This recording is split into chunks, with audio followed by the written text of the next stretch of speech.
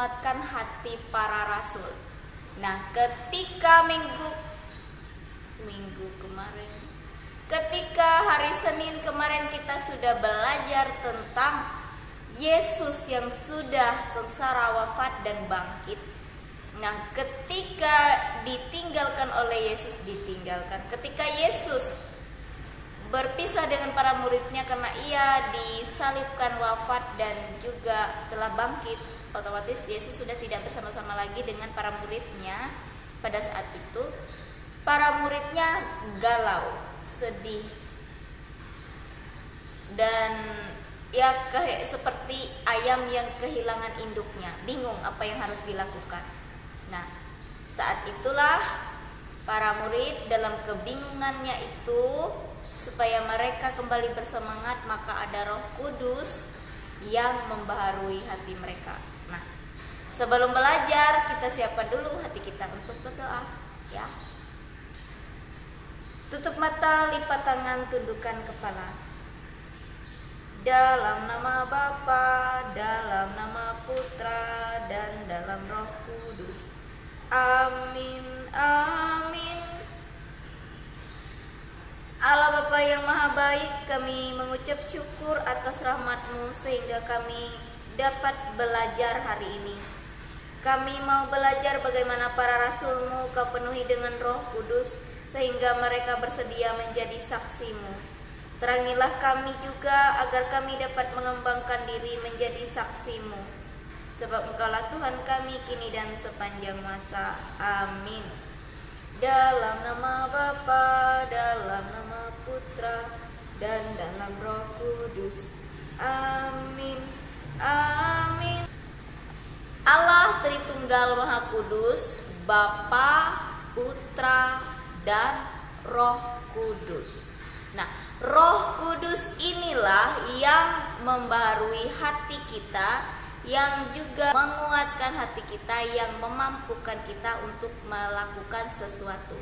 Nah, pada masa itu Tuhan Yesus yang sengsara, wafat dan juga bangkit tidak bersama-sama lagi dengan para murid.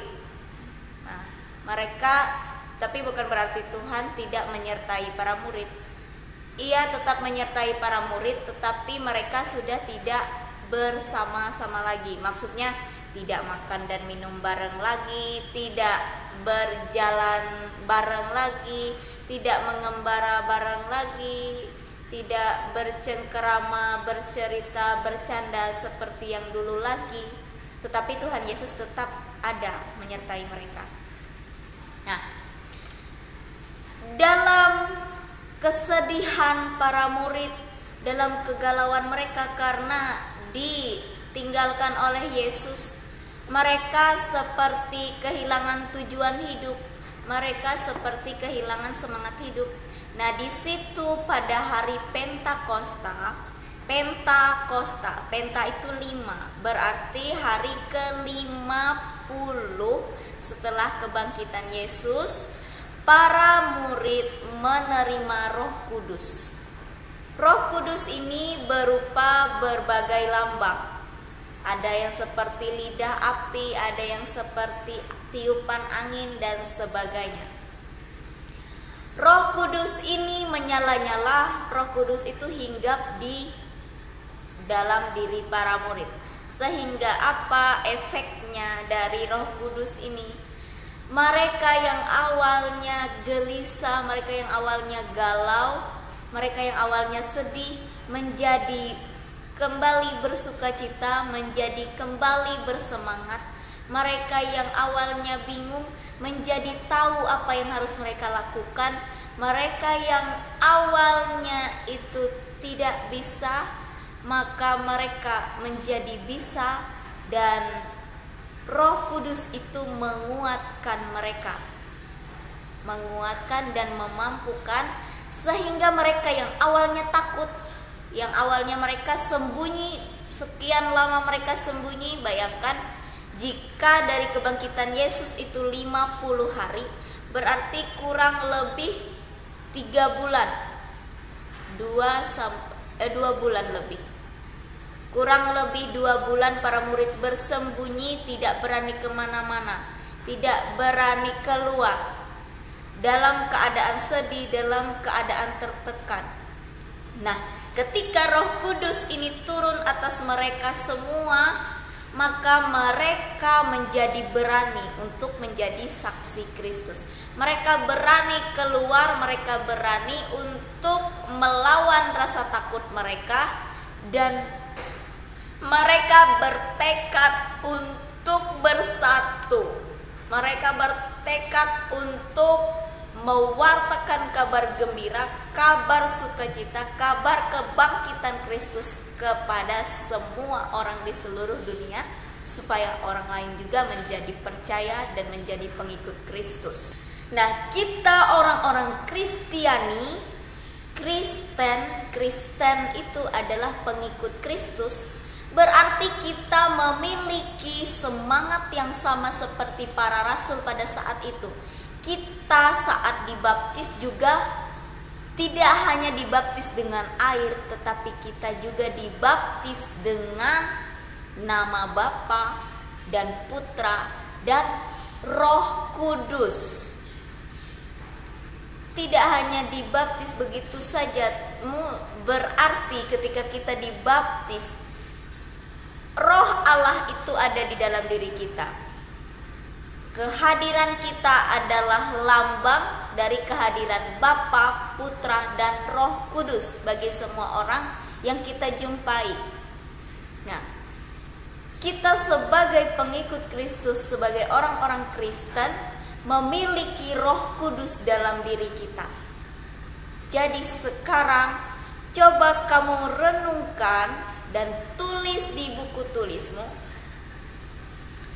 kira-kira apa karya Roh Kudus yang kamu rasakan selama ini di dalam dirimu?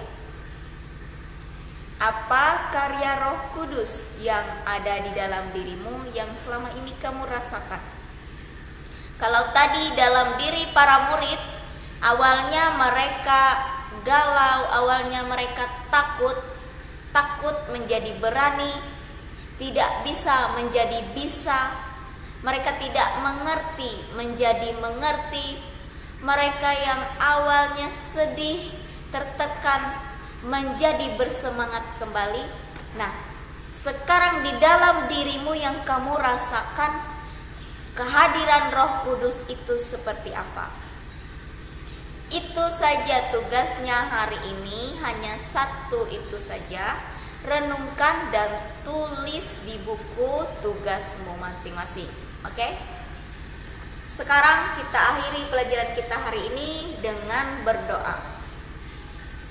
Tutup mata, lipat tangan, tundukkan kepala. Dalam nama Bapa, dalam nama Putra, dan dalam Roh Kudus. Amin. Amin.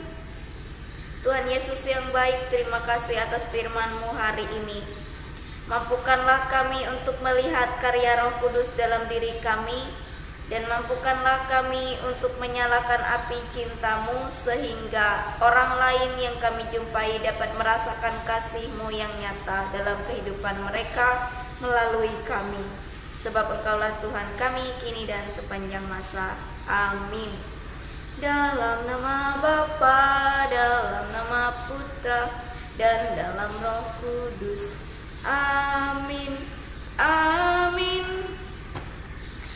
Go semangat untuk mengerjakan tugasnya hari ini. Jangan lupa selalu berdoa dan bersyukur, dan wartakanlah kasih Tuhan kepada semua orang yang kita jumpai. Tuhan Yesus memberkati. Bye bye.